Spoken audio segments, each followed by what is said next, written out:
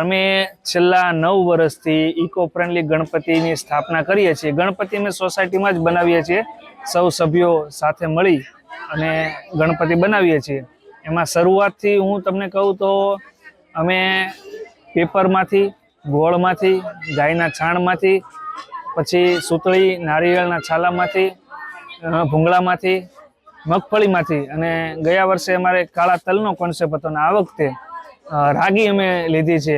રાગી એક પ્રકારનું અનાજ છે જે ખાસ કરીને આપણા ડાંગ વિસ્તારમાં ગુજરાતના ખૂબ જ પુષ્કળ પ્રમાણમાં થાય છે અને એમાં ખૂબ જ પુષ્કળ પ્રમાણમાં પોષક દ્રવ્યો રહેલા છે, વિટામિન્સ રહેલા છે।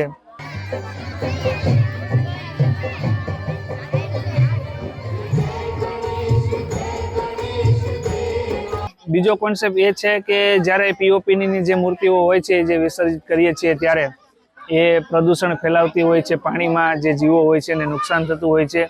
જ્યારે આ મૂર્તિ અમે વિસર્જિત કરીશું ત્યારે કંઈક ને કંઈક પાણીમાં રહેલા જીવોને પણ રાગી એક ખોરાક તરીકે મળી રહેશે, એટલે ઇકો ફ્રેન્ડલી।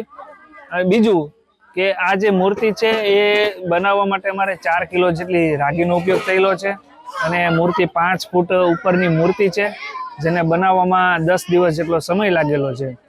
આ રીતે એક બજેટ ફ્રેન્ડલી અને ઇકો ફ્રેન્ડલી ગણપતિ અમે દર વર્ષે આવી રીતે અલગ અલગ કોન્સેપ્ટ ઉપર, થીમ ઉપર બનાવીએ છીએ।